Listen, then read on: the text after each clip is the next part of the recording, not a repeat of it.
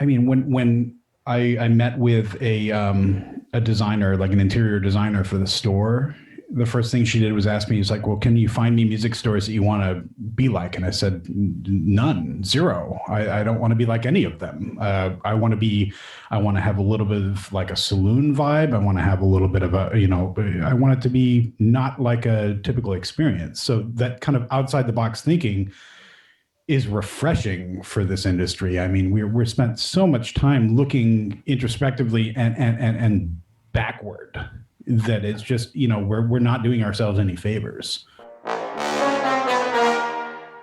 I'm standing here with my longtime friend and school colleague, Steve Johnson, who is the owner of Virtuosity Musical Instruments in Boston, as well as being a fine trumpet player as well. So hi, Steve, how are you? Hey, Elon, it's really good to see you, man. It's so good to see you too. So I was really hoping that we spend some time today talking about the business angle of what you do. And so I know you, or I knew you as a fine trumpet player who was always kind of good with people.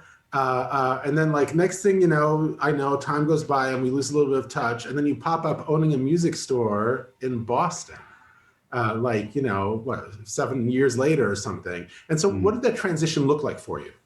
So I finished my master's at CCM, and after that, my wife got a job in Michigan at a violin distributorship, Shar, and so we moved to Ann Arbor for a couple of years. That was kind of at the low part of the car industry, low part of the economy. So we found ourselves kind of looking for something. She had a good gig going on there, something secure. So I followed, was going to do the freelance angle, and I did. There's quite a few of those pick up, as you know, up in Michigan. There's quite a few groups to play with up there. Did well at that, but I also found myself working. I started out in the warehouse at Shar, shipping out violin strings and all that sort of thing. It was a fairly sizable operation. And then an opening came up in the repair shop. I had woodworking background as a kid and just, had always done that shop stuff. So I figured it would be a cool thing to do. Yada, yada, yada. I learned how to make violins, which is, something that everybody who has a master's in trumpet usually ends up doing, right? I mean, that's a normal thing. So I learned that it was a great part of the industry to kind of cut my teeth in. Not something I saw doing long term. It was almost like a hobby for me, and it was great. I mean, I got to learn about some of the old masters and the techniques and that sort of thing, and learning how to make a fiddle really showed me how to do proper estimates and explain repairs, and that was kind of where a lot of the face-to-face stuff.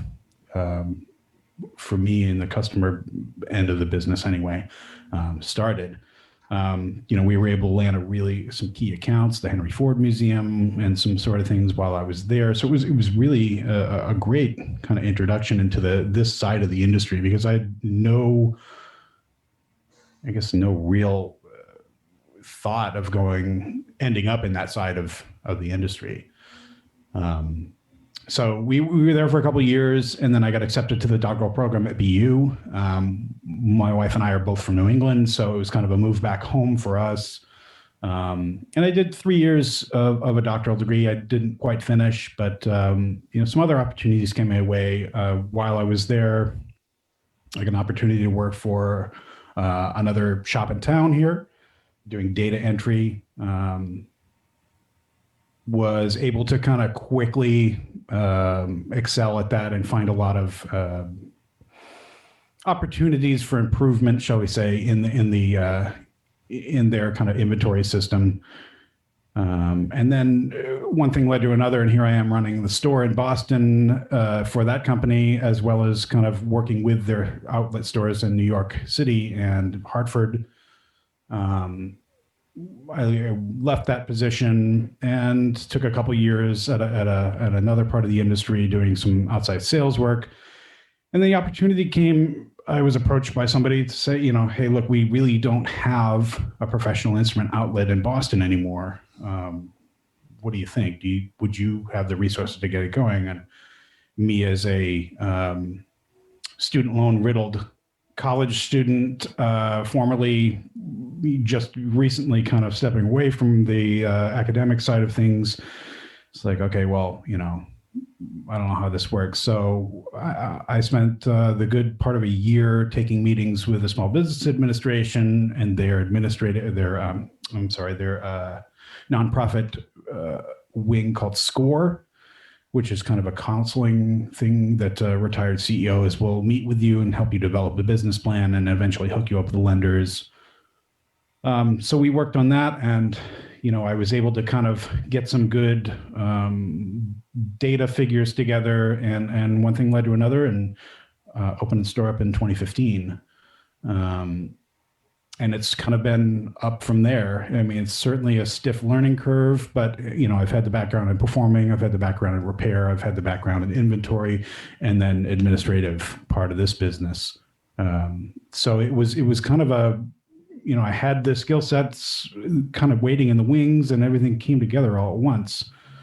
So that was, 2015. We're about to, in November, we'll be at 6 years, and things are great. I mean, we started with just a real, basically it was just me at one point, and now we're up to a staff of 6, and we're everybody's working. So it's been a great experience, really, and where the community has embraced us. So that's really, it's a wonderful thing. I mean, there is it strikes me that there's a certain value in that you're looking at an industry that in a way, its bread and butter is students, especially younger students. And so there's Right. like a large push towards the lower end where I'm not a member of the industry, so I don't know, but I assume the profit margins are pretty slim.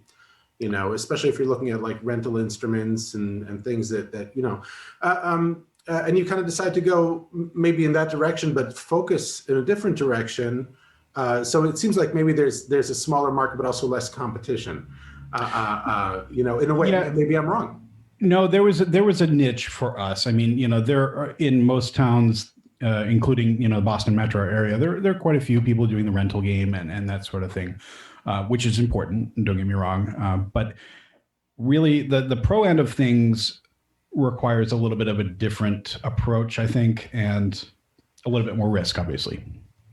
But us having the big music schools, I mean, I can look out my front window and see Symphony Hall right now. NEC is a block away. New England Conservatory.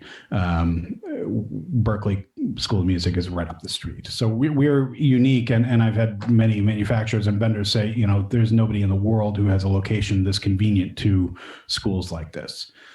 So that was strategic, obviously, when it came to that. I mean, certainly we could save money on rent by moving a mile or two down the road, but that would affect, our market reach and that sort of thing too. So, we're lucky in that respect, but it was also a strategic move. But we do certainly service the younger students, but the rental programs that we, certainly defer to the shops that's kind of their meat and potatoes.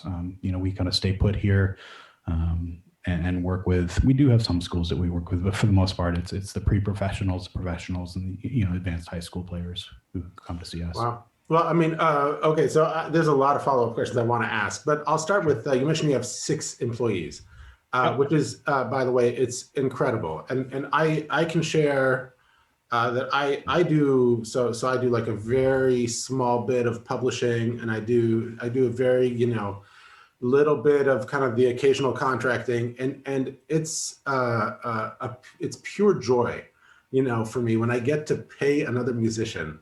It makes my day, but what does it take to become an employee of yours at your store and kind of work in the business for you?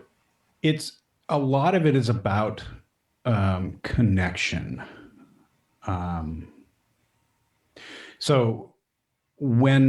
Because a lot of the people who come to me, and we get a lot of job applications, and I would love to hire everybody who puts in an application, but it's just not the reality at this point.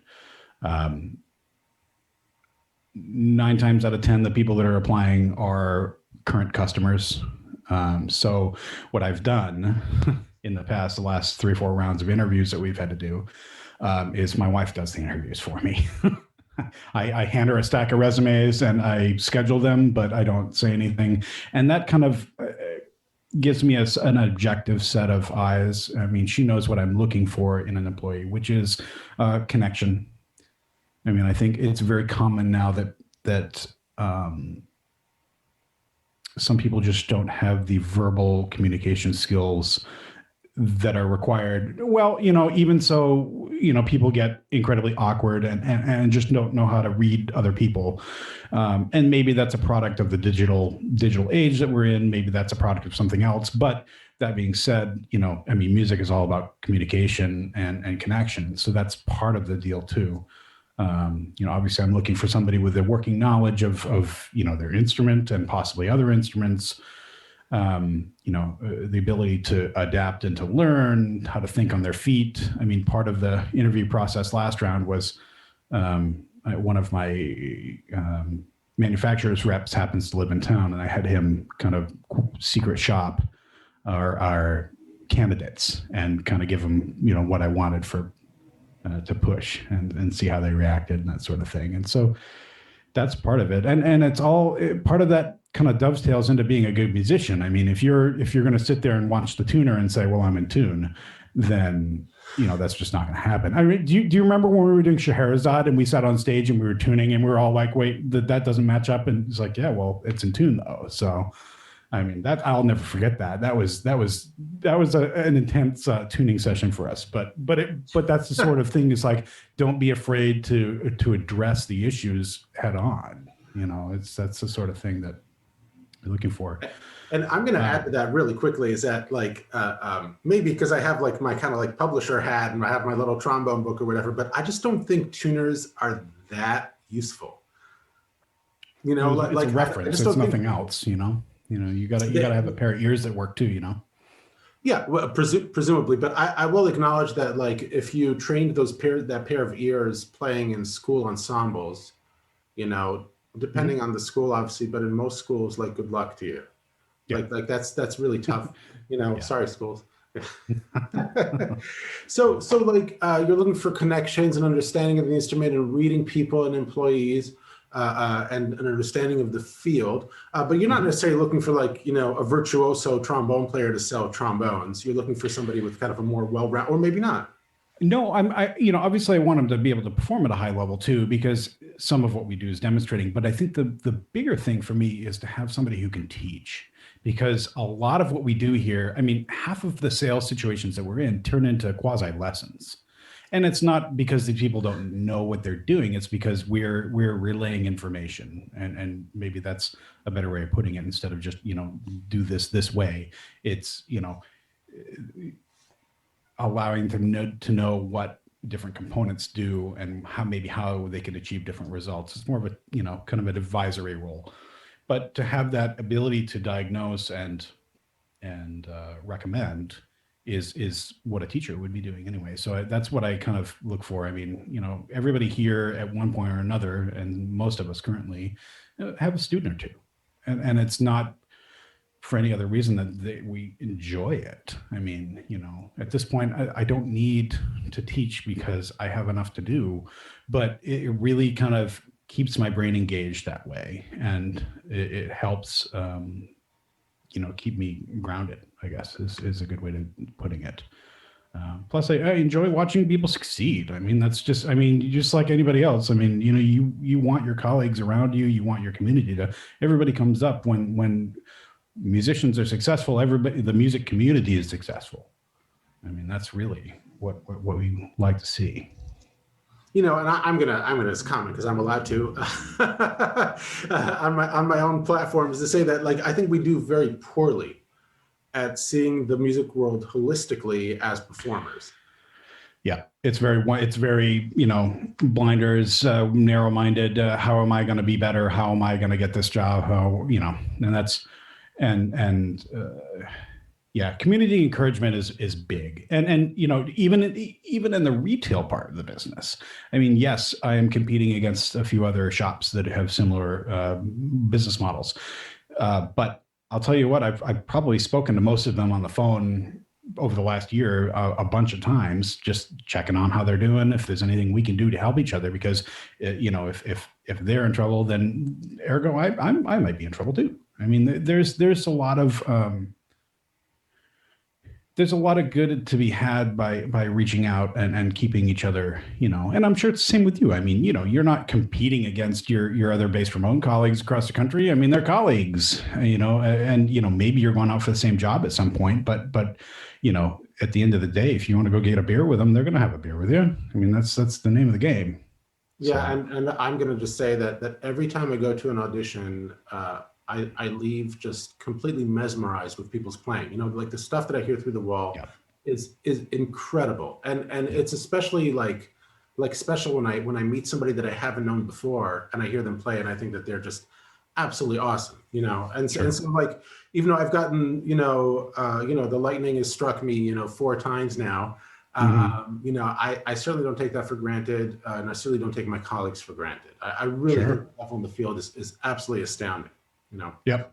Yeah. And that's a testament to, if you're confident in your abilities, then why do you have to be, competing at that point? I mean, we're all in this for the similar reasoning anyway. So I think so. Yeah. And I think that can be that can be a product of a lot of things, but insecurity probably ranks high,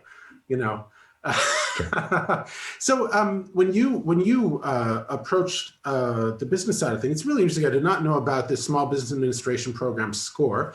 Were there other formal avenues that allowed you, maybe without a degree, but to learn about the business before kind of having to jump head first and taking that leap of faith with other people's money and your financial future?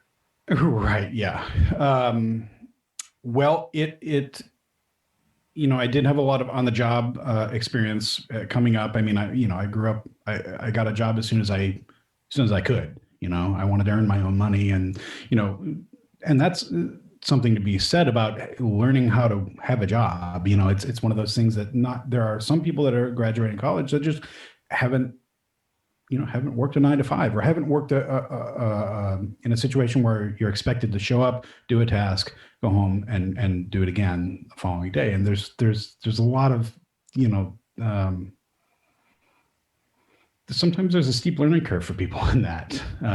But that also being said, I got a lot of the on the job training through other places, but as fate would have it, at Cincinnati, I mean, the only electives that I could take met at night, and they were all business classes.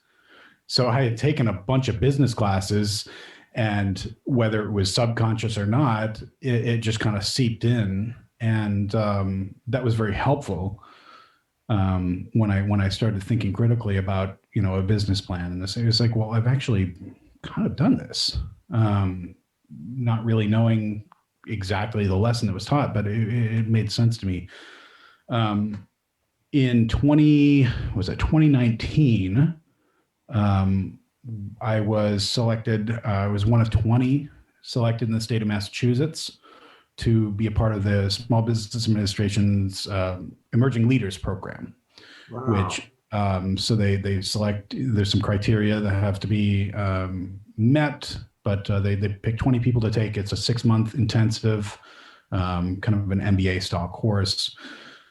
And you meet with professionals, and you have peer groups that you're working with, and they're bringing in professionals from all facets of business, whether it's banking or human resources or, all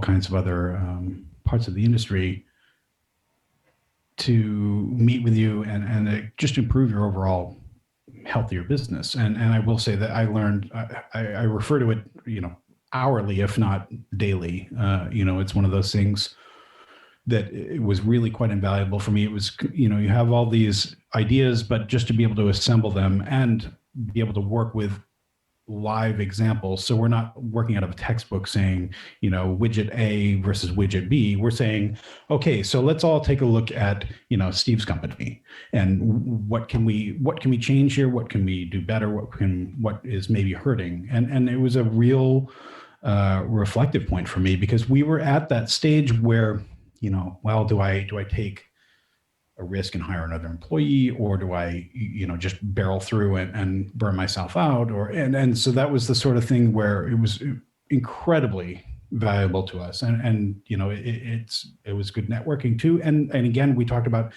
looking outside your box. I mean, if I were just to talk with other music retailers, then, we would have very few ideas, but, we were working with medical manufacturers. We were working in laboratories. We were working with restaurants. There was so many different ideas and concepts that came through, and we can all kind of cherry pick from each other. So. And was there a lot of overlap, did you find, between these kind of like different disciplines that you were looking at, or do you feel like the businesses were pretty separate? Yes and no. The businesses were very separate in just the industries that they covered. I mean, like I said, we had medical manufacturers, we had granite processing facilities and that sort of thing. But there were a lot of common threads. What do we look for in employees? What do we expect to get out of employees? I mean, that was one of the big topics. But also, being able to scale, which is a huge thing for small business owners, because it's a personal thing. Your product is out there all the time for people to see, and whether you're there or not, it's a direct reflection of you. So the constant urges to just do everything yourself and make sure it's done right. But you can't progress with that sort of, one-sided, Puritan work ethic, for lack of a better description. It's one of those things where if you're giving others the tools and leading properly, then you can get more done. I mean, it's like shifting, from fourth to sixth gear. I mean, you can get so much more done if you're having help doing the things that would otherwise just be a time suck on your day, really. Wow. I mean, that's so interesting. Okay, so let's talk about customers, because I'm a customer, right? Right. So first of all, a big shout out to everybody who puts up with me as a customer, right? So Mm-hmm. I've owned most every trombone in this industry at this point, but I've had kind of the longest relationship with the Edwards Instrument Company, and poor Mm-hmm. Kristen Griego. I am the worst. I will buy something and return it 3 or 4 times before I find something that I like. I buy used horns all the time, which I used to recommend, and I don't really recommend anymore, and that's for a host of reasons. But I had an experience once with a music store that I think really really exemplifies me as a customer, and I kind of want to talk to you about it. So I bought a trombone case years ago when I was in college.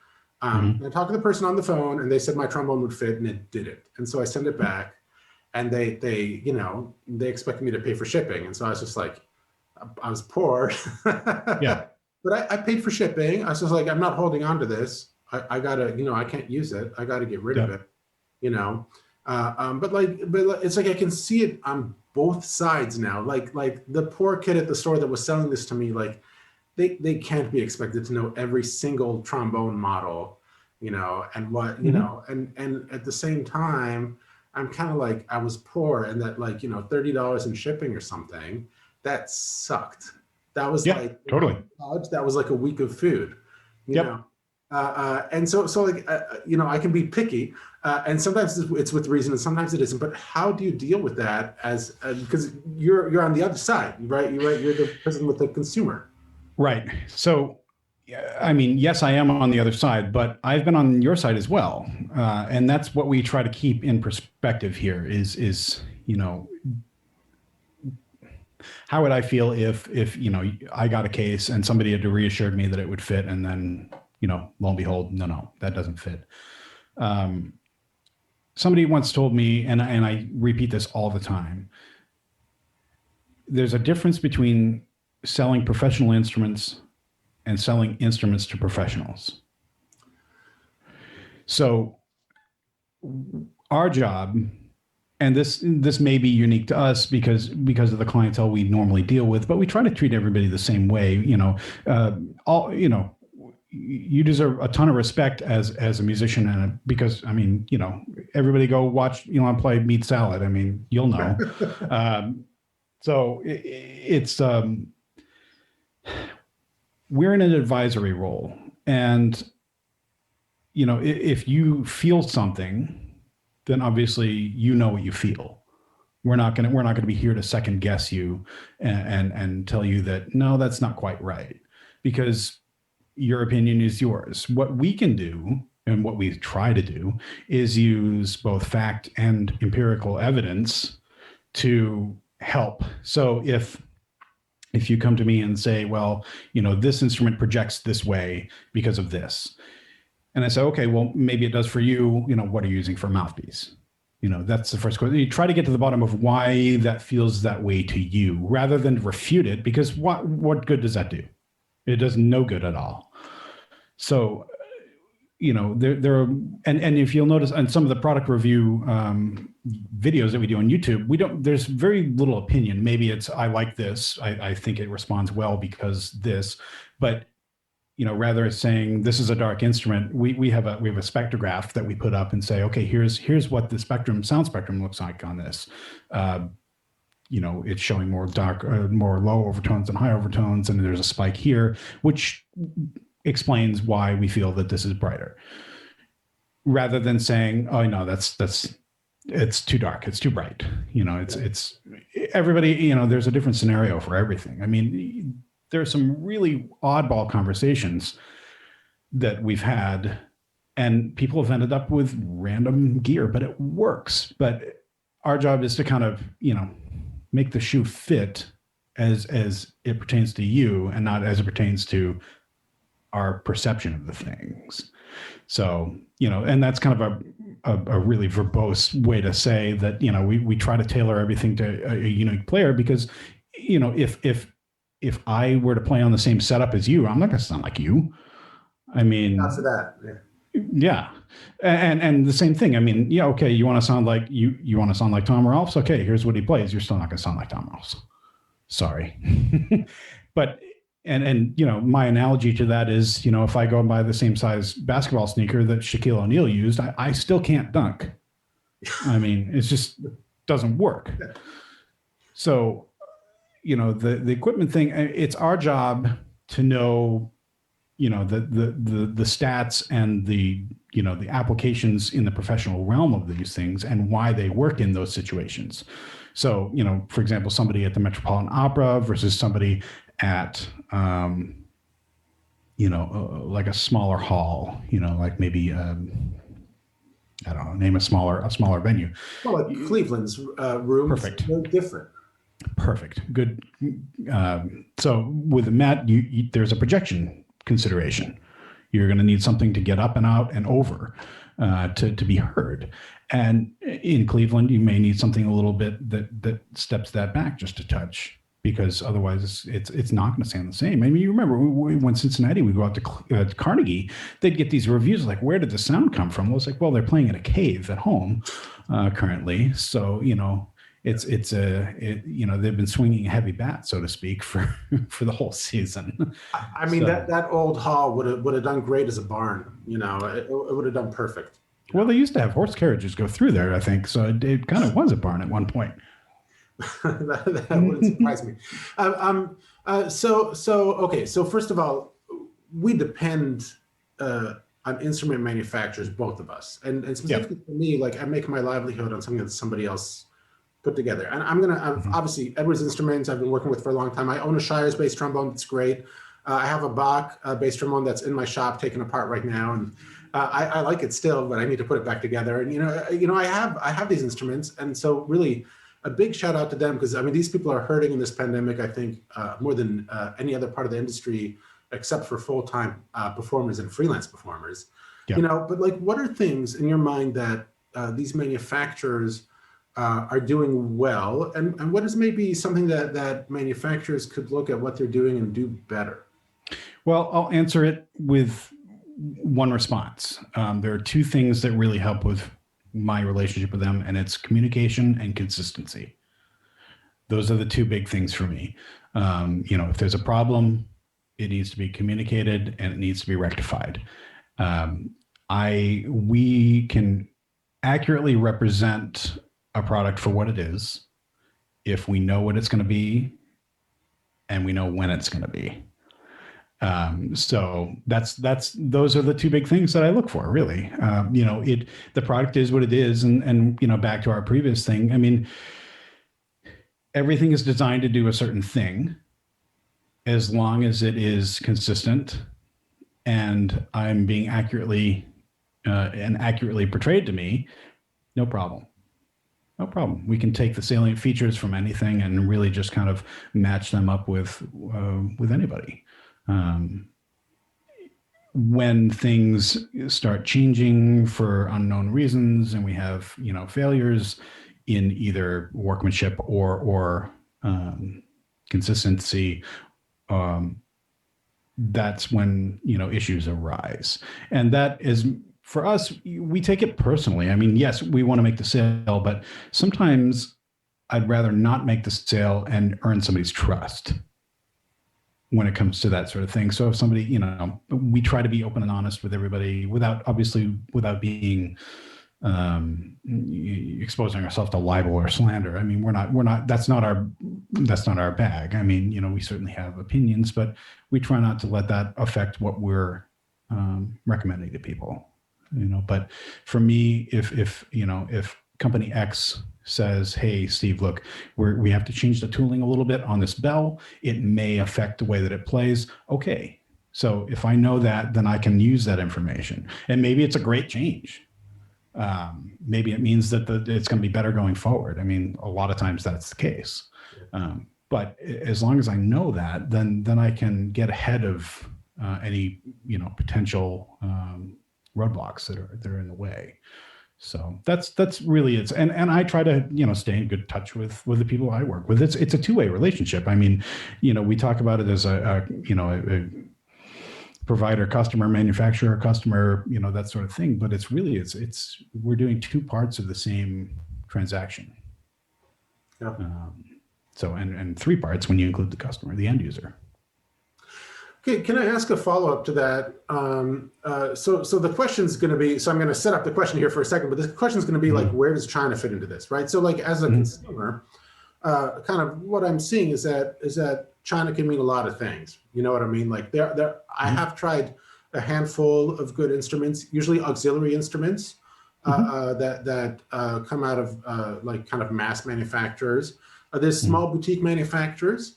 Like Sun He comes to mind for Ultimate Brass, Yep. And so like China's a big place, but like, from the manufacturer perspective, what is, I think, very, very noticeable is like the big financial ability to just buy out market share. It started, of course, with the student instruments and auxiliary instruments, and now professional instruments. And so we're not, and I don't think we're being judgmental about it. I think like Chinese people are the same as us, right? Like they want to play good instruments, they want to sound good, they have taste and abilities, and they can put instruments together and manufacture them just like we can. But like, do you feel like, first of all, do you feel like that competition can be viewed as a threat? And where does that fit in, especially price-wise, with what you guys are doing? Sure. First things first, I think we, as a community of consumers, need to be careful about just labeling China as the source for this. I think that there are many capable manufacturers anywhere in the world. The fact that a large quantity of mass production is done in the Far East, especially China, but we do see instruments coming from Taiwan, from Vietnam, from a lot of different areas there, to India, that sort of thing. Yep. So it's we've kind of, I don't want to say scapegoat, because that's not really the right word, but you know what I'm saying. It's easy to default to, oh, that's a Chinese product. Well, that's not always true. So, but that being said, like you said, there are a lot of really great manufacturers over there.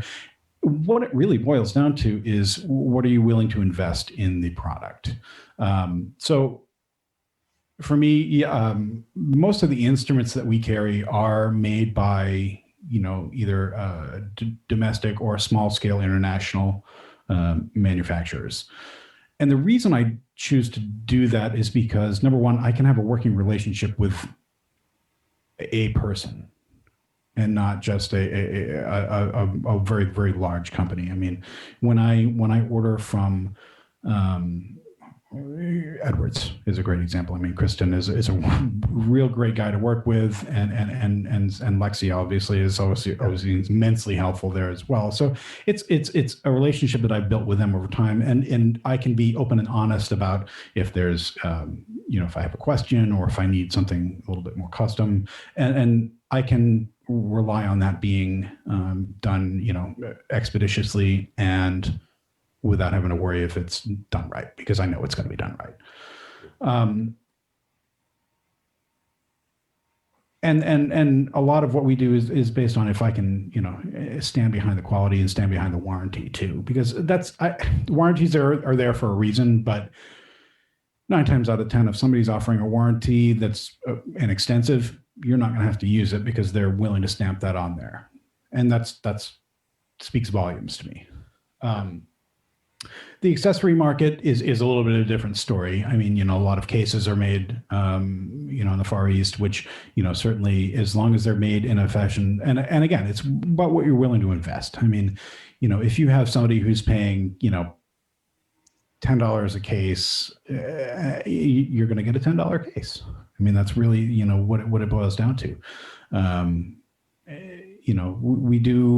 We're selective on what we carry, and we kind of curate our inventory based on what we think is going to work. And if there's something that, if we're, for example, taking a trade in on something that's going to be, they're moving up to a handmade product from a mass made product, then we can kind of work with that and tailor it to where it needs to go. So I'm gonna sorry to cut you off, but kind of with my little teacher hat on, it's always surprising and a little alarming to me. So if I basically usually say to students, you should expect to spend about 10% of the value of your instrument on the case for it, and you should expect to spend between 5 and 10% of the value of your instrument on the mouthpiece that you play. That's just kind of what these things cost, and that's kind of what it is. It's incredible sometimes, because we can be so fashion driven to get the artist model instrument, and then you got to go through hoops to get a mouthpiece that works with it for you, and then you're just going to get a case that looks like your mom made it out of used Kroger bags, and just kind of take it on the bus, on the way to school, and I'm horrified sometimes. With what I see both outside the cases and what's happening inside of them, So can we talk about your repair department for a second? So yeah, sure. Repair department. What was your process in finding a person that you really wanted to work with as a brass player? Well, I will say this about repair. It's a tricky part of the business, for many different reasons. First of which, it's becoming more and more difficult to find. It's almost like a dying art. It's becoming very difficult because, and this kind of tails into our previous topic, a lot of these instruments are being made as disposable instruments. So, if we have these instruments that nobody's going to bother repairing, then why do we need people to go to school and learn how to repair things or apprentice for this sort of thing? Do you remember when we were kids, they had TV repairmen? Yeah. That was a thing, right? Yeah. Yeah. Of course, they weighed about 8 tons too, but, now it's just, this one doesn't work. Let's get another one. Yeah, absolutely. Yep. So that being said, there's, as with anything, a car, repair, auto repair, anything like that, it's about trust. It's funny, and I was talking with Lou, our brass repair tech here, about that. When you sent me the questions, and he said, "Oh, that's a tough one." It's really about finding somebody you trust, and you know, and that also kind of dovetails into our, social media discussion too about, okay, so, you can put up all these pictures that you want, but, you just spent 8 hours on Instagram. When did you have time to repair instruments? You spent time to take pictures of like the one thing you did today. So it's one of those things where, a lot of times the most capable technicians are just not in the public view right now because they're busy doing what they do best instead of, posting selfies. We try to help with that because, we keep our repair techs in the back so that they can focus on repairing instruments. I don't, obviously we want them to converse with customers as well, but that's why they're here, is to head down and really, get the solder flowing and get the dents out. I mean, that's really what we need them for, and that's their skill set. So, we can tap them for technical advice, or, for example, Lou spent yesterday recreating a lead pipe for an old Mendez trumpet, and we're talking about measurements every, hundredth. It was just an incredible amount of measurements that went into just recreating that one lead pipe. And it's not something that, we didn't publicize it. It was just normal course of business. And maybe, somebody's not going to appreciate what went into it, but we know that I know exactly what's going to come out of that. So it's tough. I mean, there are increasingly more people who are learning how to use solder and taking cool videos of it. I mean, we do that too, but it's developing a track record, developing a rapport, and really trusting. When somebody you rely on your instrument for your job.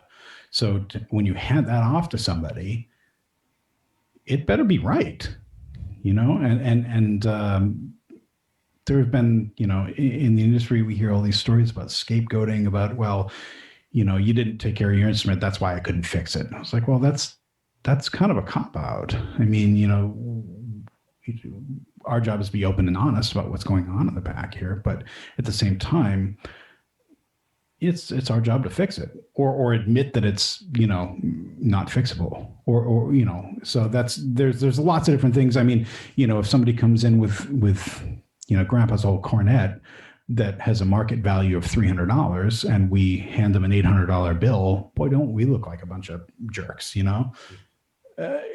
our first step in a scenario like, right, like depending on the value to that person. Well, and that's where I was headed next. It's our job is to come in and say, look, this is, just so you know, this is a $300 cornet. If it has sentimental value to you, we understand that, but just so you know, you're going to put $300, you're going to put $800 into this, you're going to have a $300 cornet at the end of the day. And that sort of openness and honesty is appreciated. I certainly would hope. I know I would. But it's another spot where we can educate. How do we prevent this? I mean, yeah, if you keep having to change out your lead pipe, I mean, that's $125 to us each time. Okay, great. Okay, we'll take that. But why would I want to do that rather than earning your trust and saying, here's how you can prevent this from happening again? And so the next time like I said, it's just like a good car mechanic. I mean, if you not every musician knows the inner workings of their instrument, ergo their car, and it's up to us to kind of be that trusted ally to know what needs to happen to get it back running. I'll just share a story. You talk about like this is what we use, and boy, that is true. I one of my like kind of worst repair like experiences, one of the things that kind of motivated me to like start burning lacquer myself was when I was in the finals for Atlanta,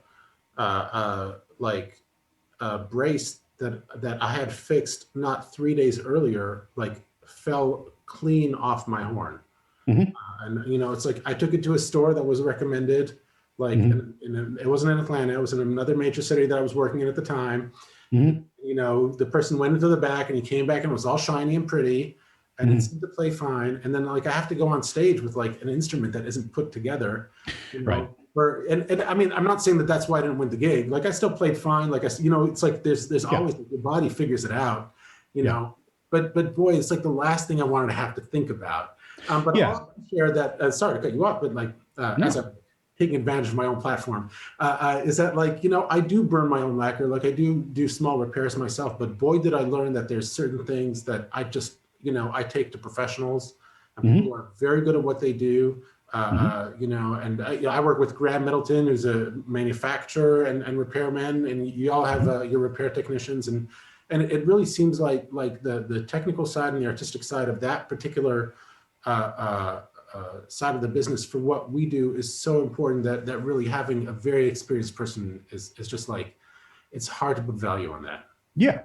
And that all being said, I mean, yeah, stuff happens. I mean, there's so many moving parts, and there are times when stuff gets overlooked or something gets missed, or even a climate factor or something like that can contribute to a failure of a repair. But it's the admission, and if I charge you for something, it fails, you bring it back, and I take care of it. Period. I'm not going to sit there and shame you or blame you for something, unless I see tire marks over the end of the instrument. You tell, well, that you did this.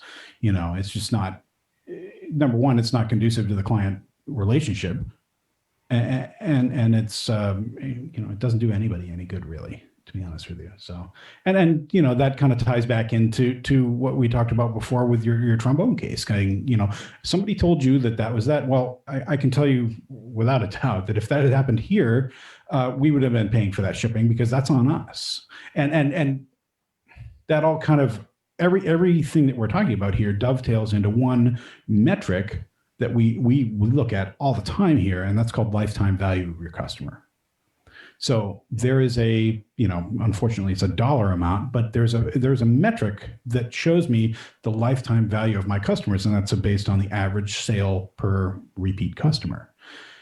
And that is something that I continually look at, because I want people to come back. Obviously, I want to sell you an instrument. I want to get you in here, but I want you to come back time and time again, because you had a good experience, you trust, and there's not going to be any questions about. I guess one of my goals when I opened the shop was I want somebody to call me and say, Steve, this is what I like in a horn. Can you pick out a horn for me that would do all those things? And to be honest, I have somebody texting me right now from Cincinnati who is doing that very thing. So it's a great feeling to be able to do that, and to have that level of trust. So it's I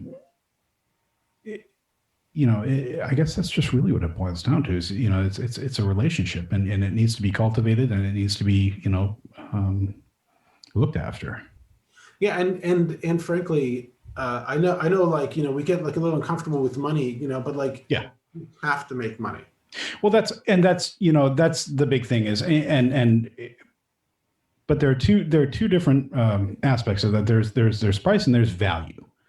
And what I like to think is there's a higher value in the product, meaning the experience, the overall experience that we're offering. And that's what we take a lot of pride in, is the value aspect of this too. And you can put a dollar amount on that, of course, but it really, it ends up being both, the combination of a price and a trust. So, I mean, there's so many places I want this conversation to go. Sure. For my blog, that like a higher ed is important to me. It's important to me because, like, I work in it, and I'm working with people who I often feel are spending their best years and money they don't have yet to just sit in a room with me for an hour a week, and having taught at various price points. Like, I get paid basically the same at basically every school I work at, Sure. but I've taught at schools that charge anywhere, like, from, actually, the first school I was taught at is still probably the most expensive one I've ever taught at. And it paid me the least, and there's just like, I don't want to say, like, there's no correlation between what you spend on an education and what you get out of it. Because I think there is some, but there's certainly more of a correlation between what you put into an education and what you get out of it. I think that's a great way to put it. Yeah. And what do you think are things about your education that you felt were really working for you and you still use all the time? And maybe what's something that you maybe missed or wished you had more of? Um, I remember, I don't know if do you ever take Professor Yaffe's class at Cincinnati? It was the Managing Your Performing Arts Career course. And it was a lot of, here's how you write a resume. Here's how you do a cover letter. Here's how put together a CV versus a resume versus it went over all those kind of nuts and bolts things. And I think a lot of people, we all, I mean, everybody at one point or another was, okay, well, I'm going to get out and I'm going to win a job as second trumpet in this orchestra, and that'll be that. It's like, okay, well, how many times does that job come up in a generation? I mean, sorry, but you need to be a little bit more diversified in your approach. It's like, oh, well, that's jazz. I don't do jazz. It's like, well, are you a musician, or are you just a one-trick pony, so to speak? So I think that diversity in education it behooves us, because 50 years ago was a whole different story. Look at the quality of musicians we have out there now. I mean, there are some people out there that just can play circles around anybody, and it's what differentiates them between somebody who's maybe winning an orchestral job, maybe those self-advocacy avenues. Maybe it's the interpersonal relationship type things. Maybe it's the fact that maybe they didn't write a very good resume, that sort of stuff that will help you be prepared. So talk about stuff that I wish we had more of. I mean, when I was living in Michigan, I got thrown into playing a gig with a band touring out of Vegas doing a Rat Pack tribute. It was a 3-hour set. We had a 45-minute warm up, and we were doing a Luck Be a Lady up tempo in F sharp, and I'm sitting beside the former lead player from Maynard Ferguson's band. Did we cover that? No. Was I prepared for it? I did. I held my own, that's for sure. But, it wasn't something saying we weren't always prepared for that eventuality that, you're going to be doing something that's not in your comfort zone. And how do you deal with that? That being said, I mean, we certainly didn't cover, it's funny, I say this a few times a day, talking about reconciling a ledger in my accounting software, or working with a balance sheet. And I was like, well, we didn't cover that in studio class last week. So, it's one of those things that and by and large now musicians are inherently entrepreneurs, and how do you manage that? I mean, a lot of people don't know about, business expenses and depreciation schedules and that sort of thing if you're making a large purchase. And that really can affect, especially if you're in a position where you're getting ready to buy a home or even a car. I mean, you need to be able to show this. And I don't know about you, but I feel like those people always got such a kind of a bum rap because they were seen as being, selling out, or just being too on top of things, and oh well, they can't play as well. But hey, let's face it, they got their shit together. So I mean, that's why they're working. So if you can marry that with talent and get that whole complete package, then really the world's your oyster. So. I love that, and this is going to segue a little bit to our next question, and maybe our last question, because I know I'm taking kind of advantage of you today. You're not. You're fine. Thank you. And so I really like your answer, because it's a lot more nuanced than a lot of answers that you see when it comes to like how to fix higher ed, right?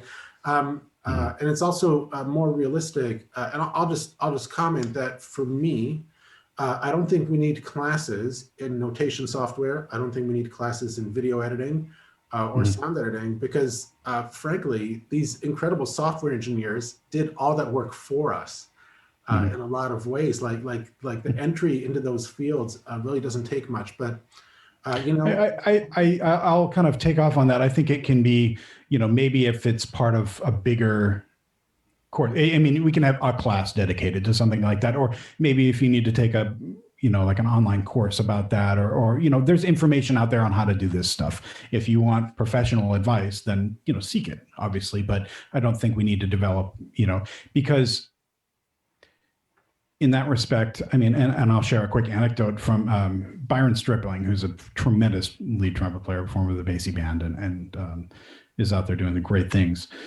He was doing a master class for us at a different place where I worked, and we had a bunch of performance majors, college students there, and he just wanted to do some real talk. And he said, he looked at them all and he said, what would you say if I told you there's somebody out there who's taking tens of thousands of your dollars, your money every year to teach you how to do a job that doesn't exist anymore? And they all looked at each other and said, boy, that would suck, wouldn't it?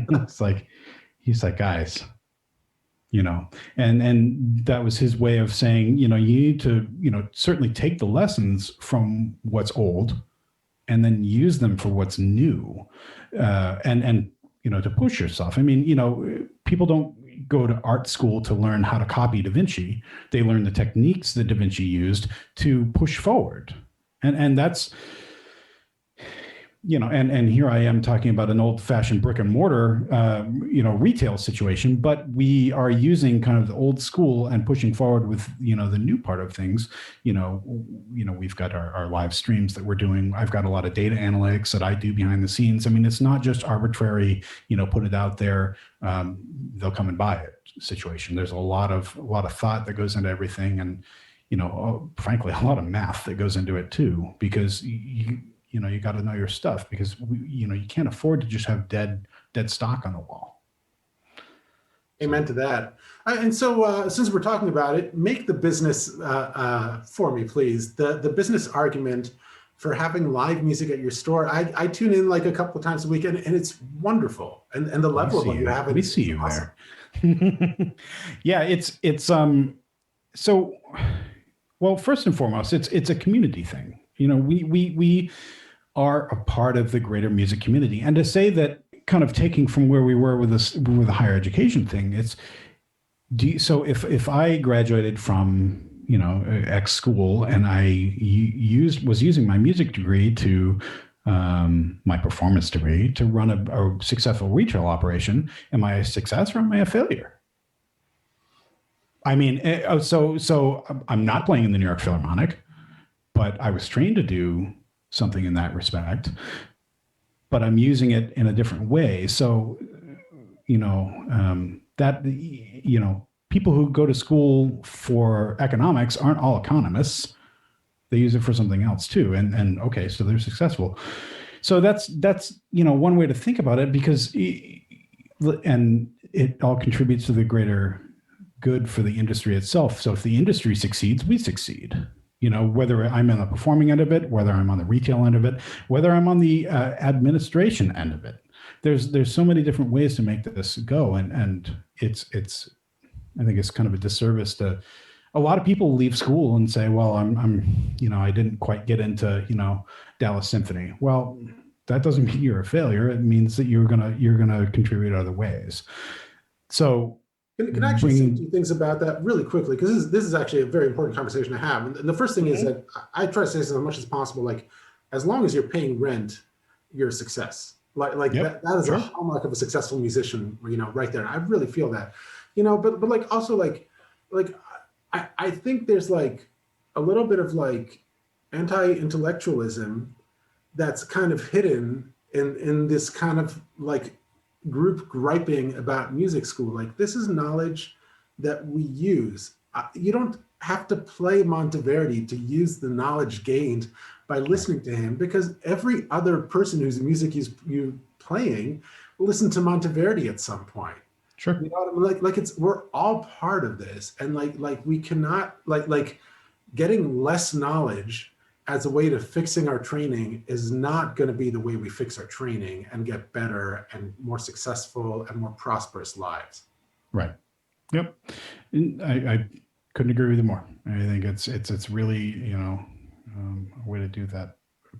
So kind of circling back to where we were, in terms of how the business case here. Yes. It's about keeping our musicians engaged, keeping them succeeding, because without them, we don't succeed. So, do we make money on the sessions? No, we don't. Do you pay money?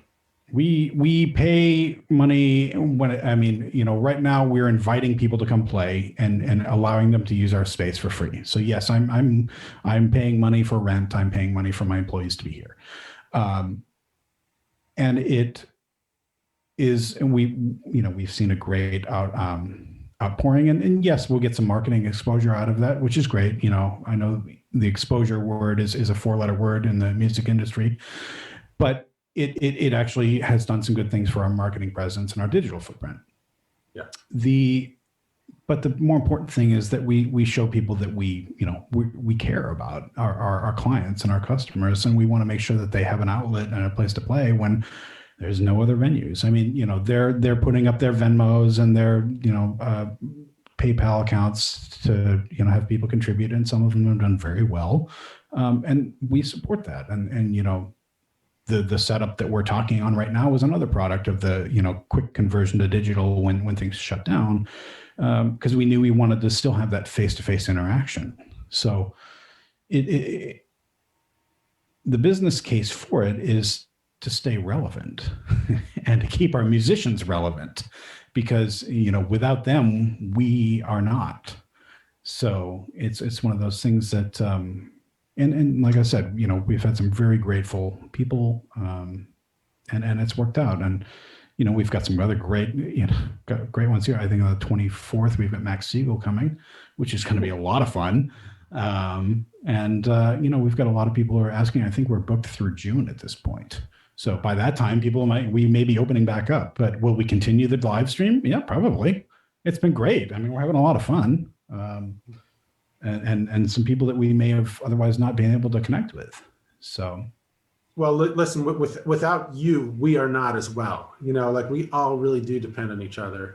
Well, and that's why I think it's more collegial than just I sell to you, you buy from me, and then up the chain to the manufacturers. I think that